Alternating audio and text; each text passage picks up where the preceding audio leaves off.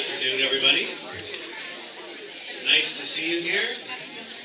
My name is Lyle Evans. I am the Executive Director of the Senior Center of West Seattle, also known as the Jewel of the Junction. Thank you for being here today. I am honored to introduce Seattle's new mayor, Jenny Durkan, who started serving our city last November. As many of you know, Mayor Durkan previously served as U.S. Attorney under President Obama, and she is our first woman mayor elected in over 100 years. She's been off to a quick start at City Hall to focus on a lot of key issues, including affordability for our city. On her first day in office, she stopped by West Seattle, and we're glad she's back today to host this community meeting, to share her thoughts, and to take questions from Seattleites around the city. Mayor Durkan, thank you so much for holding your meeting here at the Senior Center of West Seattle. By doing so, you're shining a light on the importance on all of our senior centers throughout the city. As you know, every day 10,000 baby boomers in the U.S. are turning 65. This silver tsunami, as it's called, silver tsunami, that's what it's called, is the fastest growing segment of our population. In each of our senior centers, our staff and our volunteer forces are having to do more with less to be sure our community is served. I was excited to learn about your transportation pilot program for lower income and vulnerable seniors, many of whom become isolated, and isolation is worse than smoking if you're a senior, if you didn't know that. So thank you for looking at the transportation implementation program. I look forward to more of your ideas and potential plans regarding essential services for senior centers and for this growing wave of older adults in Seattle. It's clear to me that you share our focus on building community, creating welcoming and inclusive environments for all, and always working to find new ways to improve the lives of the people that we serve. I know Mayor Durkan loves Seattle as much as we all do. I'm eager to hear her remarks on what she's working on right now, as well as her larger vision for the city and for West Seattle. So please, help me in welcoming our Mayor, Jenny Durkan.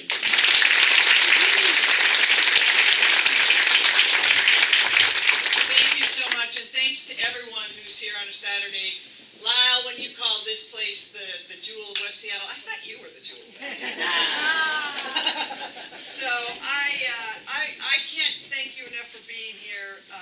I said when I was on the campaign, I came to West Seattle a lot, did a bunch of walking tours, said I would be back. I am back. And I want to thank also, not just here, but the people that work in city government with me. I have the best teams anywhere in the city. And I told you that as a mayor, I thought one of the things that became a problem in Seattle is we became, as we grew, just way too top down. It's like City Hall would say, okay, come to us, or we're going to tell you how to be it and bring it to communities. And this is not just about me, it's about you and what you need. But if you look around this room, we're bringing City Hall to you. We're bringing City Hall to you because we have here today our Office of Housing, our Office of Planning and Community Development, Seattle Department of Transportation, Human Services Division, Department of Neighborhoods, Seattle Department of Transportation. I know no one ever has issues with SDOT. Right, SDOT? You guys are good. Seattle Public Utilities, the Office of Economic Development, Fire, Seattle Housing Authority, Parks Department, and Seattle Police Department. We brought people here, so at the tables, if you didn't have time before or afterwards, if you need information, questions, stop by the booth. That's why we're here. We know it's just a start. We don't want you to have to navigate a phone tree every time you want to talk to someone in city government. I'm here mostly to listen to you, but I also want to talk a little bit about that vision we all have together for the city of Seattle. You know, it's been almost 100 years since there was a woman mayor of Seattle. And the beginning of this week, I was able to deliver the State of the City address. And when Bertha Landis was mayor, they didn't give states of the city, so I was the first woman in Seattle history to deliver a State of the City. So a little more history for Seattle.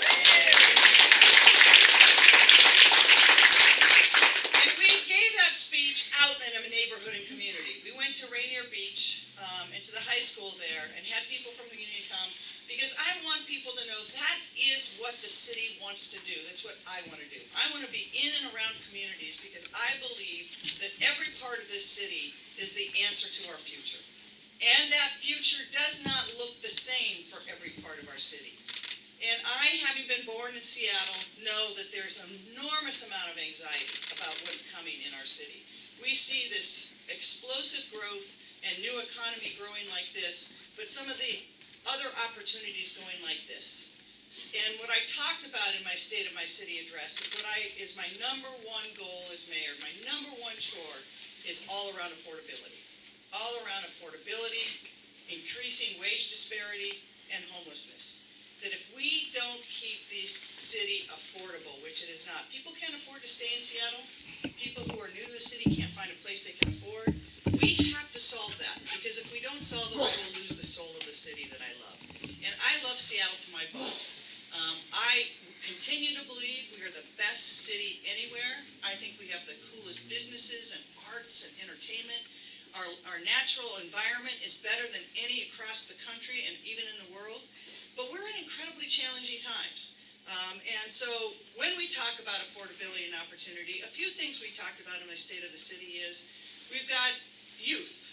And we've got to make sure that we provide real opportunity for our youth, because we're seeing more and more. We expect in the next 7 to 10 years, over 700,000 jobs to be created in Washington State. 700,000 plus jobs. Most of those jobs will require some post-high school certificate or degree. Only 30% of Washington high school students get that certificate or degree. That means almost 70% of our kids are not going to be part of the new economy if we don't change what we're doing. And so a few of the things for youth that we were going to do is, number one, we want every kid in Seattle Public Schools to have a free ORCA card. And we're going to deliver it by next fall when they start school again. We want kids to get used to transit, because transit, we've got to encourage more transit ridership. We know that to stop traffic, for climate reasons, for all the things we want to do for the future. 2, more and more for families, it's an affordability issue. You know, for kids to be able to get to school, you want it to be safe. You don't want to have to walk in the rain when they get their jobs.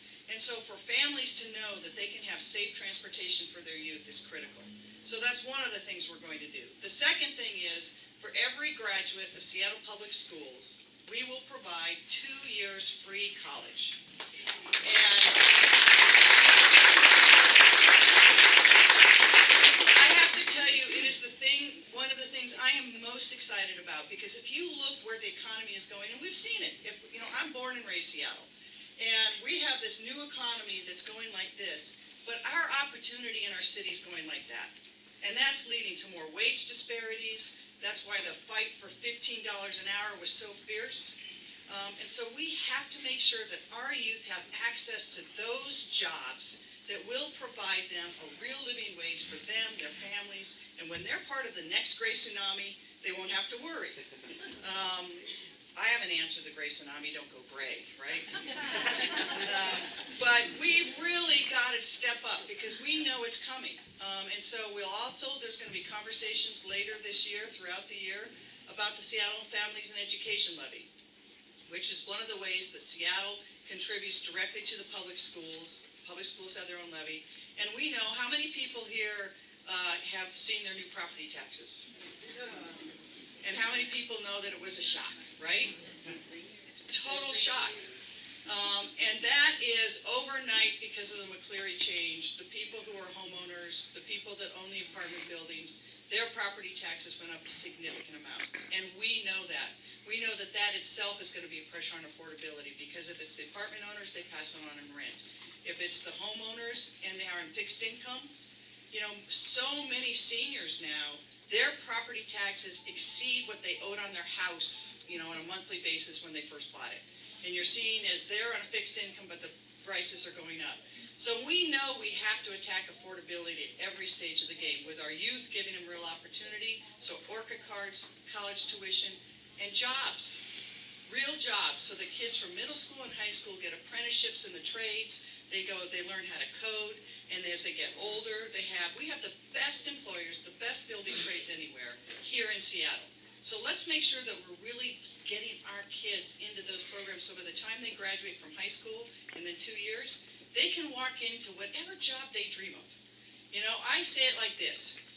We got all these new shiny buildings downtown and some other buildings everywhere. I want every kid to know they can have any job, working in any building, building any building, or owning the damn building. I shouldn't say damn, sorry. But that's the future we need. We are rebuilding Seattle right now. There is not a block in this town that hasn't been impacted by growth. And we know it, it's providing anxiety, we know we're still going there. So I think that if we pull together, we can tackle some of these issues. I want to be always honest with you. A lot of our issues, transportation, affordability, homelessness, they've been years in the making. They're not going to be fixed overnight. They're not going to be fixed overnight. And I know there will be many times when you are frustrated with City Hall, when you are frustrated with me. And I'll tell you, I'll be frustrated too. I've earned a nickname already at City Hall. I'm called the impatient mayor. Because I don't think we can wait. I really don't think we can wait. We have to make changes together as quickly as we can. The first bill that I introduced was one to sell a smaller city property we had that we couldn't develop ourselves for housing. We were able to get an upfront payment for housing. Plus, we were able to take that money, and yesterday the city council had passed, I signed yesterday into law, the ability to devote $5 million+ to safer shelter for the homeless, and $2 million+ to people who are right on the edge in rental assistance. Because we know we have moved more people than ever from homelessness into housing, but we have more people falling into homelessness. Every time rents go up $100, the statistics are clear, more people fall into homelessness. So we got to get ahead of this, but we only do it if we do it together. Transportation, you can't come to West Seattle without talking about transportation, and I know that. Good news is, we're going to get Sound Transit 3. I'm going to work really hard to accelerate it so we get it quicker. It's going to take a lot of work because the hardest part of it is siting the stations and working with community. So I'm going to be back, and we're going to have people back in rooms like this to try to really expedite that basis so we can get those stations figured out, sited, so we can get moving more quickly. In the meantime, we know when the viaduct comes down, it's going to provide incredible transportation challenges to everyone in the city, but that project I know has particular impacts on people in West Seattle. It is hard enough. I say to people, when I was running, and I just want to repeat it so you know, traffic in Seattle is going to get much, much worse in the next 3 years, and it will not be the mayor's fault. And now that I'm mayor, I just want to say it again. We are just in that place right now where you look at what's coming in line. The viaduct's being torn down. First Avenue's torn up because of a streetcar. The convention center's going to be built, which means all of the buses are coming out of the tunnel onto the city streets, hundreds and hundreds of buses. Pine and Pike are going to be challenged because of the building of the convention center. At different times, 4th Avenue and 5th Avenue will be closed because they're building Rainier Square. So it literally times will be almost impassable. So we're going to have to look at really innovative solutions to get past this time, and we're going to have to do it together. We're working and talking to employers already to talk about things like flex time, so not everyone's coming into the city. We're working with Metro and Sound Transit to get better, more frequent transit, because people will use transit if it picks them up where they are and gets them to where they want to go. I was just talking to some folks here who, to get from West Seattle to SoDo is the challenge on transit. You have to go downtown to come back. That doesn't make sense. So we will work with Metro, we'll work with King County to see if we can work on some of those things. We got to get people out of single occupancy vehicles during this time because we just have more cars than we have space on the streets. So we know it's a challenge, we know we're doing it, but at the same time, I don't want us just to think about the challenges. Seattle is still the best city anywhere. And I mean that. We are. I was at the U.S. Conference of Mayors in January talking to mayors from across the country. Mayor after mayor after mayor was coming up to me saying, how do you do it? How is it that you've passed a levy for housing, a levy for your parks? And I said, because we have the most generous people anywhere. We tax ourselves. We tax ourselves for what we believe in. We believe in that better future for our city, for our kids, for the next generation. We know it takes work to get there. But we have these opportunities. If you look on the waterfront, for example, when the viaduct comes down, yes, there'll be transportation problems, but it will connect Seattle with that waterfront in a way that I believe there will be a collective gasp. When we see how Belltown suddenly doesn't have a viaduct running, but there's rolling streets that go right down to the waterfront, and the aquarium is connected to the market, and people can walk without, just that roar of traffic. The Seattle Center, we're gonna rebuild it so it's back, it's gonna be that next emblem of the future. It was like that when I was a kid for the World's Fair, and when we rebuild Key Arena and we get hockey, and we maybe get our Sonics back, and then we keep the arts groups that are there and rebuild that, and it's connected more to the waterfront. And we make sure that we invest in communities all around the city. Because one of the things I think that makes Seattle what it is the eclectic nature of each of the neighborhoods. You come to West Seattle, and if you said to people, okay, they might have issues, I won't say grumble, because that happens everywhere, but if you say, okay, well, I can move you to Ballard, they'd be like, no. I can move you to Fremont, Capitol Hill, no way. And same way, every one of our communities has its own feel. And that's what we gotta preserve. We know we're growing, there's no part of the city that isn't growing. That's just who we are and where we are. But it means we're alive. I lived in Seattle when we had the Boeing crash in the 70s. I saw what it was like to have hundreds of thousands of people disappear overnight. Remember riding my bike around neighborhoods where my friends used to live and there were empty houses in the cul-de-sacs.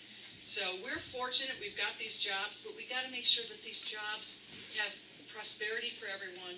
The neighborhoods and communities are engaged so that they can feel like they're part of that future and defining that future. So I know that there's a lot of, I'll get questions, so I'm gonna preempt some of it. Darn it, I'm sorry, Jamie, I'm doing it to you. So, for example, I know that growth is hard. And I know holla and upzones are things that are disconcerting, make people mad, make people scared. They're not sure what they're going to do. Other people know we have to have growth. So look, we are going to grow. And I've said it on the trail, and I try to let you know where I am. We're not going to undo holla and upzoning because we've got to grow and have density as a city. But I also said, I don't think there's a one-size-fits-all. And I know that we have to have ways to engage community better on defining what their neighborhoods and communities look like and how growth comes and where it comes. And so we know that we've got to listen to you. We know that we're going to have a process that has to be meaningful so that people show up and have ideas, that we're looking about how we have enough flexibility that as we grow, we keep what's special about the various parts of the city. But that we don't have, we don't lock people out because, probably not as much here. So many times I would say, how many people are, I'd walk into a room and I'd say, how many people are really anxious about growth and kind of wish we would just stop? And everybody would raise their hand. And a lot of times then I'd say, okay, now keep your hand up if you were born here. And most of the hands would go down, because that's what city is. We had a great fire and we didn't just recover, we got better. We were the jumping off point for the gold rush. Seattle has always been about recreation, rejuvenation, the invention of the future.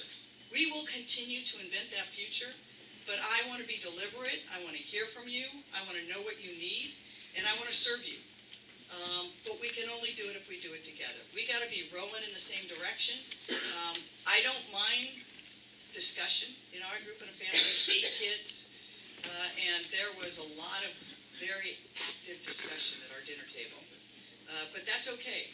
But from that, we have to be able to then pull together, move forward together, and know that we will be that city of the future. We will be that city that we can be so proud of 40 and 50 years from now. I want my kids to love this city as much as I love this city. And that's only going to happen if we make the right choices today. So thank you very much for being here. I know we've got some time for question and answer. And I'm not in charge, I think, right there. Hi, my name's Gunnar Scott and I live over in Highland Park. Good to see you again, Gunnar. Good to see you. And I would invite you to come down to Highland Park. Our neighborhood has been historically a red line neighborhood. It's a mixed race, mixed income. and we are one of 3 ways out of West Seattle. We have been advocating for some infrastructure in terms of a roundabout at Highland Parkway at Holden for 70 years. 70. Slackers. I have articles from City Council when we were asking for a blinky light because of all the accidents.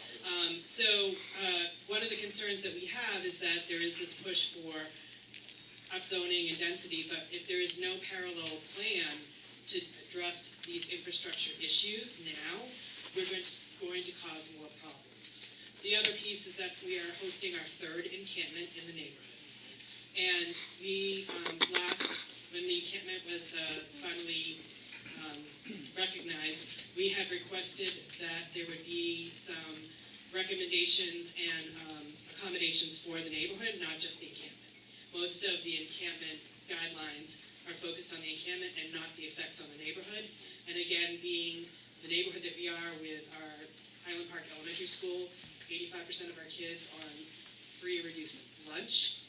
We have been an under-resourced neighborhood, and so even we can't even get fun painted sidewalks because we don't even have regular crosswalks. Yeah. And so I would invite you to come to the neighborhood to see some of these issues firsthand. And we have been trying to work with all the different departments. They know me well, and our neighbors. And we feel like it falls on deaf ears. That encampment is up for being reauthorized again, and we'd like to have a serious discussion before that happens. Thank you, Gunnar. And a couple really important issues you raised here. First, I will come. Thank you for the invitation. And thank you for speaking up all the time, so consistently, for equity and for your community. We know that what you speak of is, I'm going to unpack it a little bit. So as I came in as mayor, one of the things that was passed and proposed before was our pedestrian plan and the upgrades that Seattle Department of Transportation. So we want to be reviewing those in the next 6 months because we put in a supplemental and then again next year. So when I was a kid growing up, we had 8 kids at the dinner table and we'd always bring friends. At the beginning of the dinner, my dad would embarrass us and he'd say to our friends, he said, all right, if you need some food, you got to speak up because the quiet go hungry. So we know the quiet go hungry, so thank you for speaking up. Make sure we get in, you talk to SDOT, we know how to reach you because I want to have engagement about those communities that are really underserved in the public resources. I know that you sit in this triangle that is part Seattle, part White Center, part unincorporated King County, and so it's hard to get coordinated services. And we've already, one of the things I've done coming in, I have a regular meeting with Dow Constantine. We meet regularly and we talk about where we can work together. We've been talking about this very issue in your neighborhood and the other similar neighborhoods that we have like Skyway, where there's an underserved population.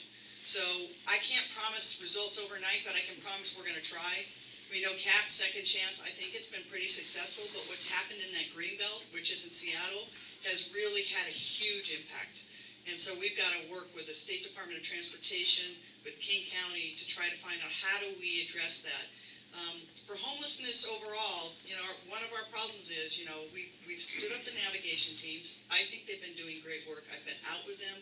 I've seen how they work, how they're social workers and police together, talking to people over and over again, trying to find them a place. We've got no place right now to move people from tents, cars, and off the street. It's one reason why my first act was to get that $5 million so we can get tiny homes and backyard cottages for neighborhoods who want them to have places to send people.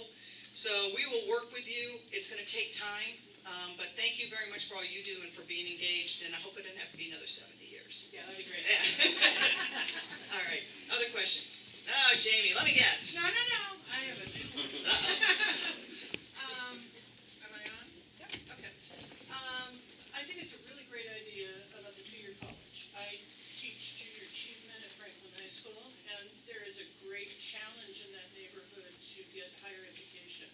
They only feel that they can go into the military, and I think it's fantastic. However, she said. I don't know. No, she didn't say but. She said however. I said however. I not only got sticker shock from my property taxes, but I got sticker shock from my tabs on my car. For the $93 billion on the transportation. I just need to understand, because this is becoming, even for those of us that so-called can afford it, is becoming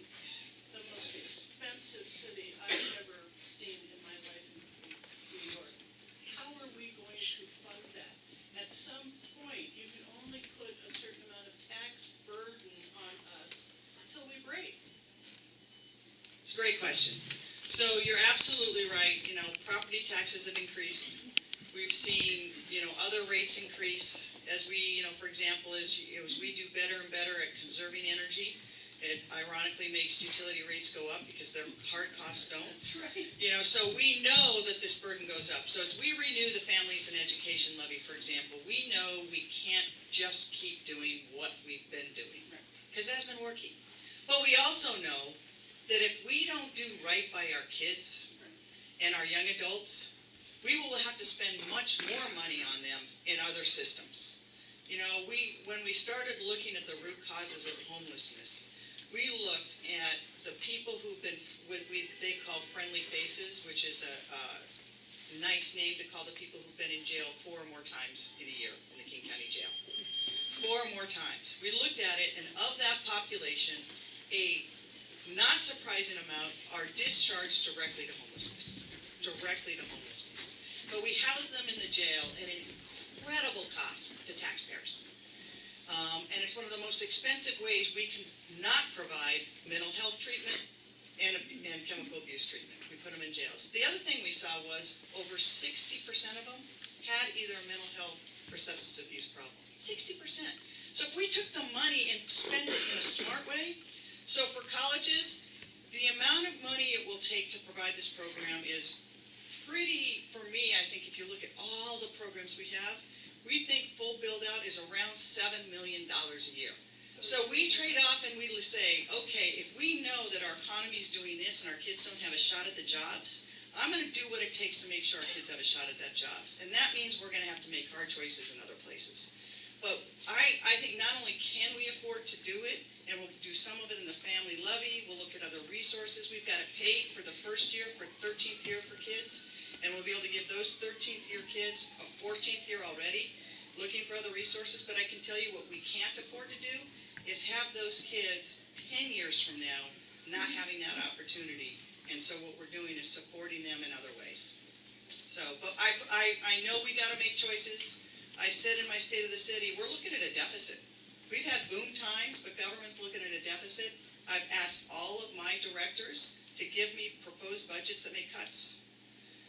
And so we can look at what are those programs that government can't do anymore, and then we're going to have to look to other organizations. But it's a great question, and I know it's hard, and I look forward to more conversations with you about it. Thank you.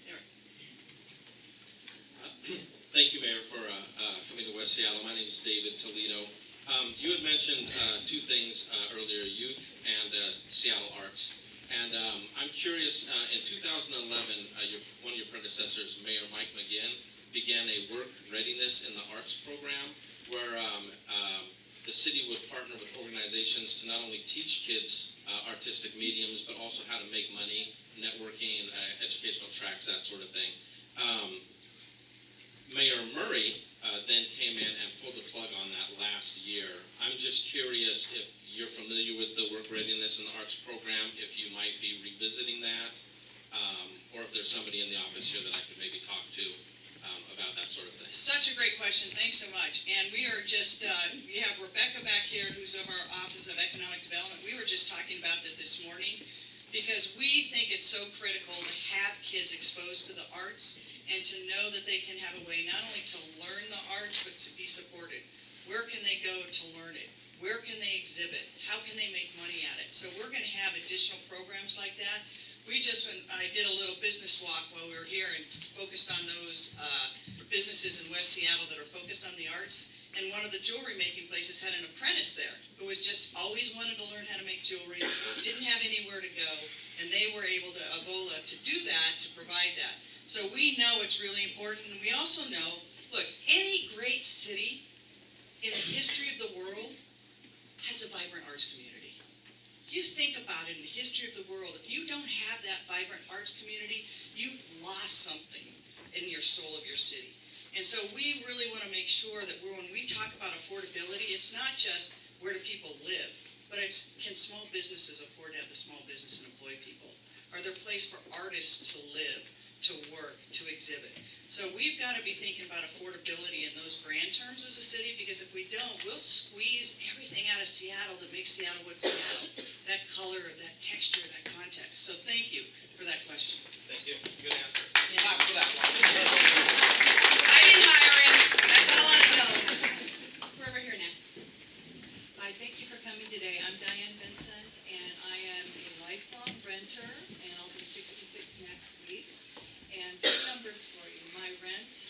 is $1,100. My Social Security income is $594. So I have to work. Senior is not synonymous with retired. I will have to work the rest of my life. And I've been on the SHA. I'm glad they're here today. I requested that of Andre when he came out to our Southwest District Council. I've been on the wait list for senior apartment for 3 years. I passed the eligibility review a year ago, and I'm still waiting. I don't know if it'll be next week that I'll get a letter or a phone call, or 2 years from now. Meanwhile, I have to work to pay my rent. And the mayor's office of senior citizens is being shut down, which used to offer help for seniors to get jobs and retraining. Not just the youth. I'm a child psychologist. I want to be able to work with children, but I spend all my time trying to survive and to try to not be one of those homeless. And so I need retraining. There's lots and lots of seniors like me who don't have enough money to pay the rent, who are on limited Social Security. And we are terrified when my landlady, who is a family-owned apartment building, 60-year-old apartment building, when she gets her property tax increase, that I'll get another increase. So my Social Security's gone up $12 this year. My rent's gone up $200. So I need help getting work. And this new age-friendly thing that's happening to supposedly replace the mayor's office of senior citizens, I've been told it has zero help for getting jobs for seniors. So I need help to get housing, and I need help to get work, and there's lots and lots of seniors like me. Thank you so much for coming and for sharing your story, and good to see you again. I saw you during the campaign before. You know, your story, you're not alone, and that's the sad thing. This is a story that's playing itself out in every part of our city, and so we've been having discussions with our Human Services Division, the mayor's office, and what are the things we can do alone, together with King County and the state, to change the metrics on this. Later today, I'm meeting with Frank Chop, who's the Speaker of the House in Olympia, because one of the things I would like the ability for cities to do and mayors to do, for example, is if you've got a landlord who's providing affordable housing, but every time property taxes go up, that landlord has no choice but to pass it on, to be able to give a property tax break to those landlords. And so, yeah, and as long as they keep their units affordable, they get the break. If they raise them, they have to pay, not only that, but pay the money back. So that requires a change in state law. So I'm going to continue to push things like that. We also push, there's a homestead exemption for seniors that own, and that's for, try to have that put up too, raised, so that because it doesn't reflect the real cost of living in Seattle anymore. But renters, senior renters, it's harder and harder for people on fixed income. So we will try to, the new rent program we have, and I don't know if it'll apply to you, but it's one of the reasons why the legislation I signed yesterday, $2 million was, I heard this over and over again. So we went to the Seattle Housing Authority and said, we want you to look on your rolls on the waiting list for those people who live in Seattle, who are the most rent burdened, who are on fixed incomes, and without help, they're going to have a problem.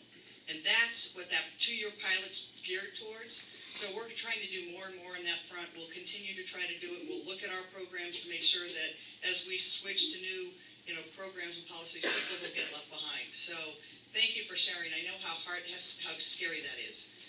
And thank you for all you do for the city too, for hanging in there. Jobs, absolutely. I think that we've got to have, as this new economy shifts, if we don't get all segments, it's not just youth, but it's all throughout our society. And as the new economy comes on, what changes do we make when we have those kind of changes in technology? For example, how many people just assume that within 7 to 10 years, there's going to be autonomous vehicles, right? We know there is. Self-driving cars, all predictions are that within 7 to 10 years, autonomous vehicles. And I got 2 sons, and I can promise you, if they can pick up their phone, push a button, and a pod will show up, that's what they'll do. But what no one really talks about is there's good economic projections that by the time we automate 7 to 10 years from now and have autonomous vehicles, up to 20 million Americans will lose their jobs. And those are good paying family wage jobs. Delivery people, people who drive taxis, Uber, Lyft.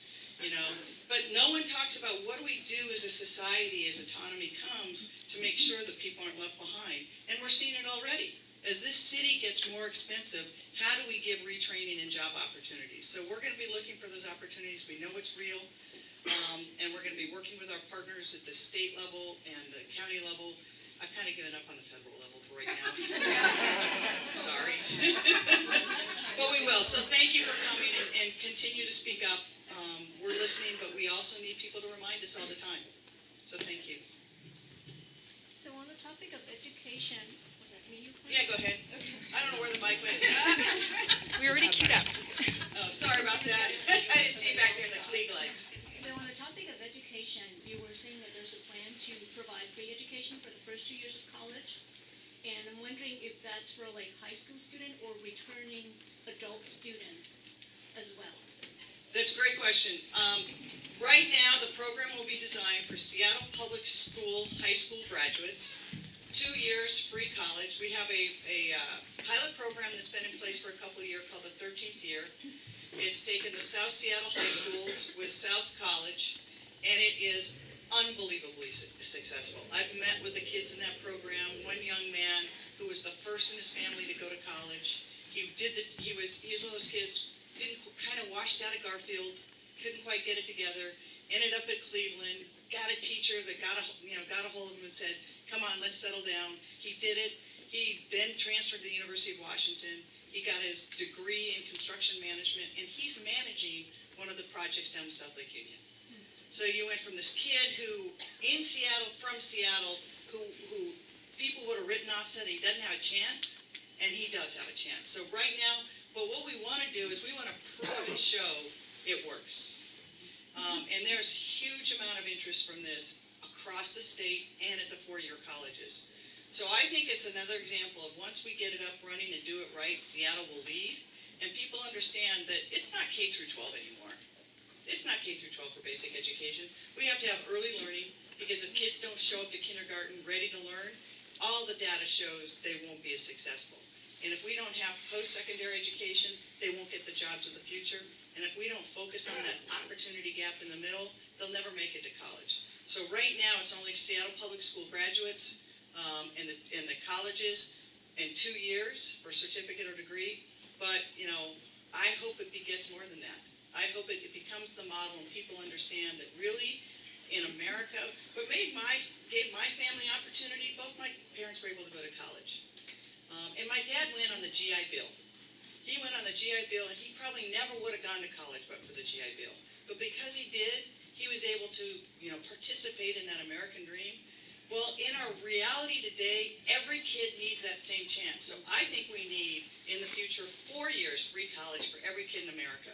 But it's going to take a while to get there. Phil, we have time for one more question. I'm not in charge. Well, Thank you. I came for 2 reasons. One is affordability. I come as a landlord, as a second-generation landlord in West Seattle.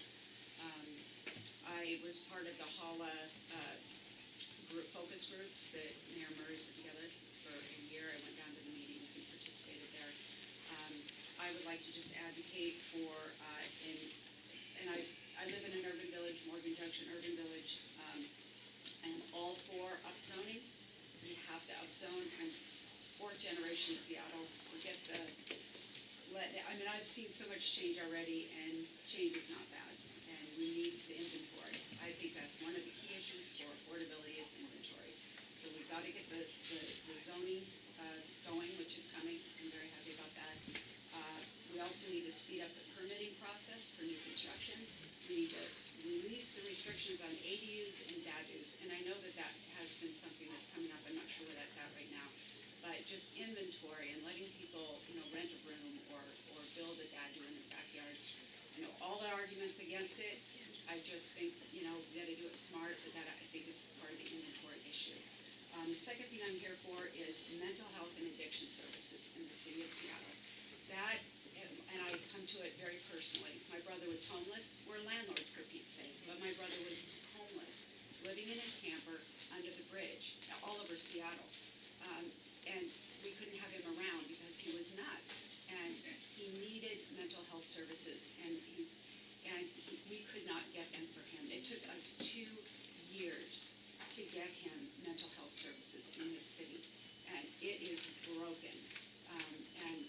addiction and mental health, they go hand in hand so often. And we wait for people to come to a place in the addiction thinking before they need to get help, right? They can't, you can't force somebody to go get help for addiction. Well, if somebody's crazy, they're not going to make a rational decision on their addiction. They're just not going to do that. We have to fix that. 2 years helping somebody, a family member, get housing and mental health services is too long, and it needs to be fixed. Thank you so much for sharing. I mean, there's probably no one in this room who hasn't been touched by mental health or addiction problems in their family. Nobody. My family. And it's true, and it's one of the reasons, which I haven't talked about it, is, looking at the issue of people experiencing homelessness. I'm kind of a data-driven person. And I say, okay, let's get beyond the numbers. Telling me that there's 4,000 unsheltered people doesn't tell me enough about what the solutions could be. And what I found is, number one, we have to know that there is not a one-size-fits-all solution for homelessness. There isn't. There are people get to the streets for different reasons. Now, they all need the same solution, a home. People who don't have a home need a home. But how you get there is different. For example, we have one of the highest rates of women with children living in vehicles anywhere in the country. We have to stop that. And it's one reason why I'm such a big supporter of Mary's Place and people like that focus on homelessness with families. So we know that there's different solutions and strategies for them. But when we get down to it, what we don't have the resources for today, literally don't have, is for addiction services and mental health services and other behavioral problems. And it's one reason why I've joined with the county, and we're working on this thing called One Table. And we brought the county, the city, business, philanthropists, and homeless advocates all to the table to say, what are some regional solutions? Because right now, the money for behavioral health treatment, mental health treatment, addiction, goes through the county. The money for shelter goes through the city. Well, that's not going to work if we want to get ahead of this issue. So we really got to work and coordinate better together. And at the end of the day, we need more resources for behavioral health, because we know that while there are different issues on the street, we can't deny that so many people on the street have a problem with substance abuse or mental health or both.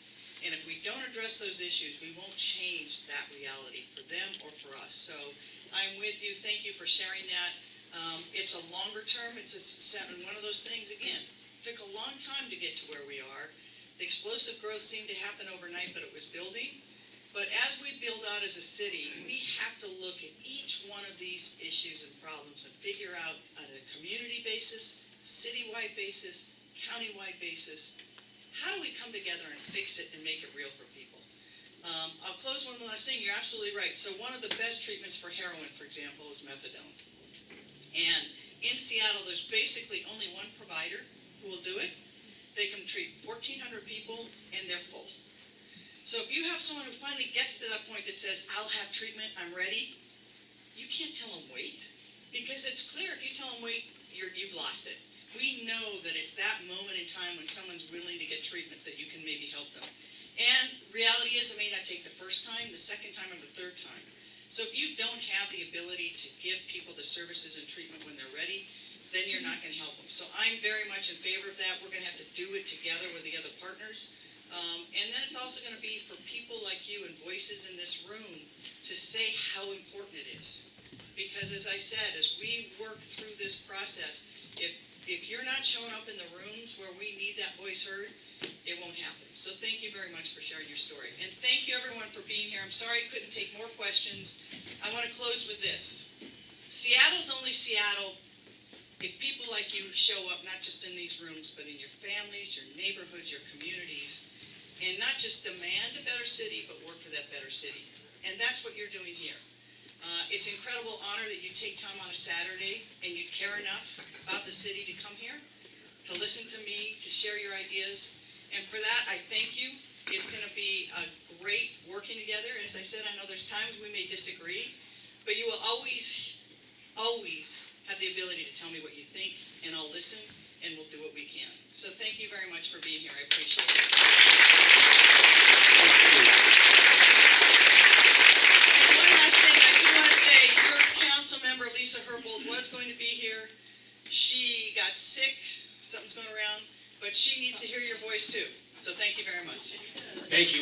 Perfect. Thank you for coming to tonight. We really, really appreciate it. If any of you would like to have a louder voice in West Seattle, the Southwest District Council meets Louder here voice? the second Wednesday of each month here at the Senior Center, and you can participate more fully in our process. So thank you everyone for coming. It's been an honor having you here. It's an honor meeting you. Thank you so very much.